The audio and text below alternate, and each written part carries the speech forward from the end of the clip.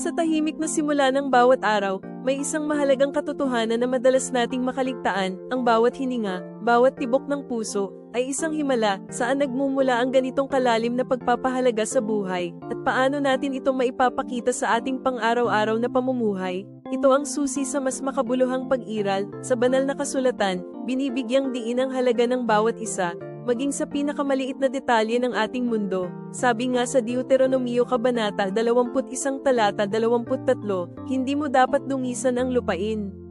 Ito ay isang paalala na ang lahat ng buhay, mula sa lupaing ating tinatapakan hanggang sa kapwa-tao, ay may banal na dignidad na nararapat igalang at mahalin. Sa bawat kilos natin, sa bawat salita, may pagkakataon tayong magpakita ng pag-ibig na nagmumula sa Diyos. Ang paggalang sa buhay ay paggalang sa Kanyang likha. Ito ay pagtanggap sa bawat isa, pagpapatawad, at pagtulong sa pagpapalaganap ng pag-ibig at paggalang. Ginagawa nating mas maganda at makatarungan ang mundong ito, alinsunod sa Kanyang kalooban, puso sa puso, buhay sa buhay.